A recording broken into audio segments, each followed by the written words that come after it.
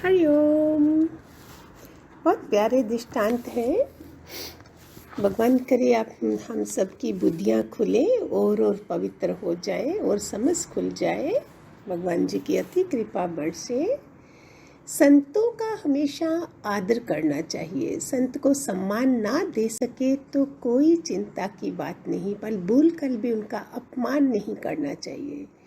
इसका ध्यान हमेशा रखें। हरिवंश पुराण में एक कहानी है। भगवान कृष्ण ने एक दिन अपने पुत्र को बताया था कि एक समय मैंने दुर्वासा मुनि का अपराध किया था। वह क्रोधी महात्मा थे। उन्होंने शाप दिया था कि गर्मा गर्म खीर बनाकर मुझे अर्पण करो।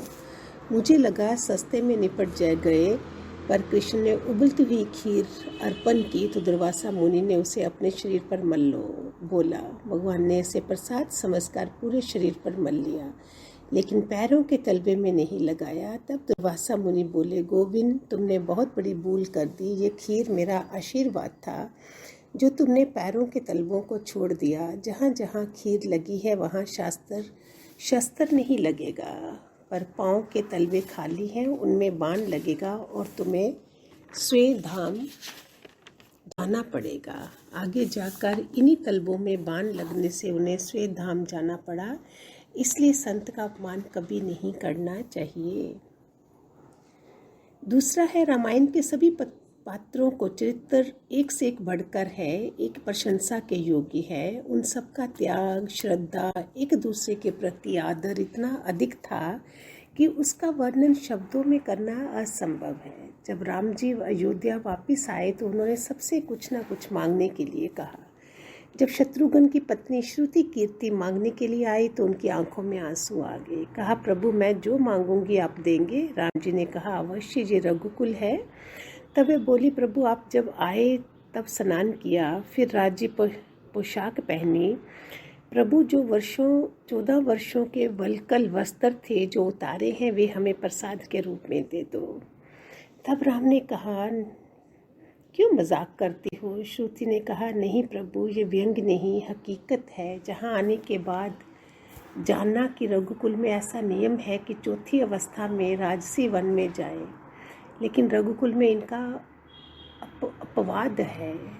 रघुकुल में कब किसको वनवास आए किसी को पता नहीं। जहाँ तो जवानी में वनवास आया है, अब जो सुख आया उसे हम भूल ना जाए।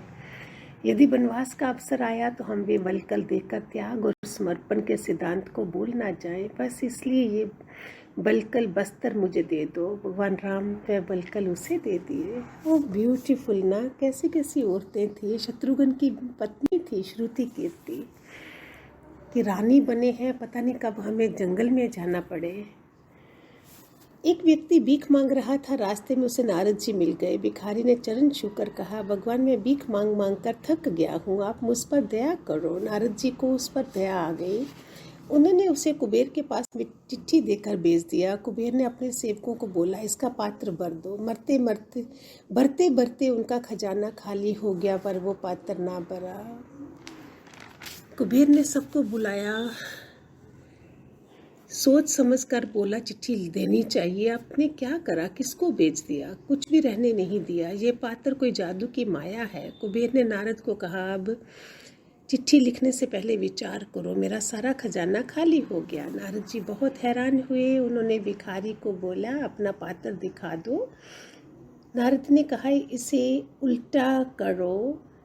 ये पात्र नहीं, मानव की खोपड़ी थी जो पूरी नहीं होती है। खोपड़ी भरती ही नहीं है। सारा जगत भर जाए पर मेरी ये जो आपकी खोपड़ी कभी नहीं भरती।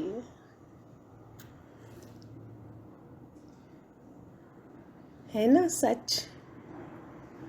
नॉर्मल पात्र भर जाता, ये इंसान की खोपड़ी, की खोपड़ी जो कभी नहीं। और चाहिए, मच वांट्स मोर।